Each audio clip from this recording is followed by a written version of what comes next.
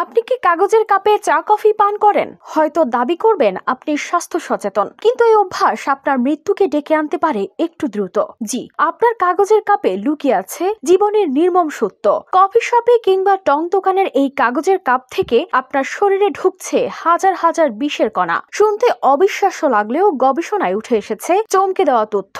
বলা হয়েছে মাত্র 100 মিলি কাগজের কফি কাপ থেকে গরম পানিতে প্রায় 25,000 মাইক্রোপ্লাস্টিক কণা মিশে যায় মাত্র 15 মিনিটেই। তবে সমস্যাটা কাগজে নয়, প্রতিটি ওয়ান টাইম বা একবার ব্যবহারযোগ্য কাপের ভেতরে থাকে এক অদৃশ্য প্লাস্টিকের আস্তরণ। গরম পানির সংস্পর্শে আসতেই প্লাস্টিক কোটিং ভেঙে পড়ে, ছোট ছোট মাইক্রোপ্লাস্টিক কণা মিশে যায় খাবারে। এর সঙ্গে মিশে যায় লেড, ক্রোমিয়াম, ক্যাডমিয়ামের মতো ভারী ধাতুও। এমনকি কাপ তৈরির সময় ব্যবহৃত পথালেট ও প্লাস্টিসাইজারের মতো রাসায়নিকও মিশে যাওয়ার সুযোগ পায়। এছাড়া ফ্লোরাইড, ক্লোরাইড ও নাইট্রেটের মতো আয়নও যুক্ত হয় স্বাদের চা কফির সাথে। এসব কণা ও রাসায়নিক শরীরে ঢুকলে কি ঘটে তা এখনো পুরোপুরি জানা যায়নি। তবে এরই মধ্যে প্রমাণ মিলেছে মানুষের রক্ত, মস্তিষ্ক ও অঙ্গ প্রত্যঙ্গে জমছে মাইক্রোপ্লাস্টিক। অর্থাৎ প্রতিদিনের কফি বা চা হয়তো শরীরের ভেতরে তৈরি করছে অদৃশ্য ক্ষত।